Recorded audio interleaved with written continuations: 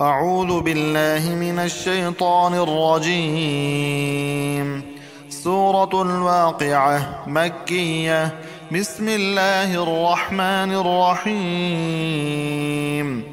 إذا وقعت الواقعة ليس لوقعتها كاذبة خافضة رافعة إذا رجت الأرض رجا وبست الجبال بسا فكانت هباء منبثا وكنتم أزواجا ثلاثة فأصحاب الميمنة ما أصحاب الميمنة وأصحاب المشأمة ما أصحاب المشأمة والسابقون السابقون أولئك المقربون في جنات النعيم. ثلة من الأولين وقليل من الآخرين على سرر موضونة متكئين عليها متقابلين يطوف عليهم ولدان مخلدون بأكواب وأباريق وكأس من معين لا يصدعون عنها ولا ينزفون وفاكهة مما يتخيرون ولحم طير مما يشتهون وحور عين كأمثال اللؤلؤ المكنون جزاء بما كانوا يعملون لا يسمعون فيها لغوا ولا تأثيما إلا قيلا سلاما سلاما. وأصحاب اليمين ما أصحاب اليمين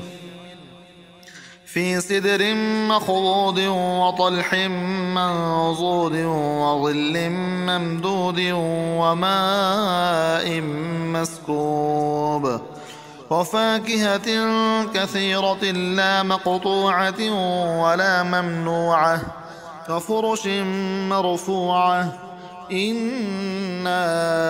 أنشأناهن إنشاء فجعلناهن أبكارا عربا أترابا لأصحاب اليمين. ثلة من الأولين وثلة من الآخرين وأصحاب الشمال ما أصحاب الشمال في سموم وحميم وظل من يحموم لا بارد ولا كريم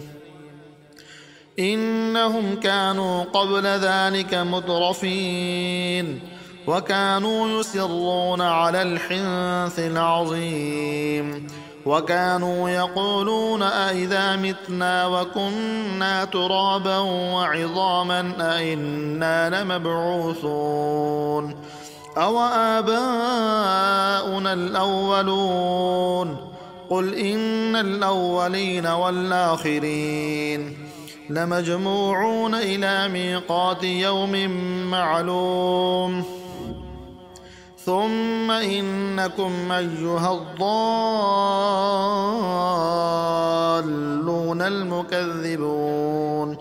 لآكلون من شجر من زقوم فمالئون منها البطون فشاربون عليه من الحميم فشاربون شرب الهيم هذا نزلهم يوم الدين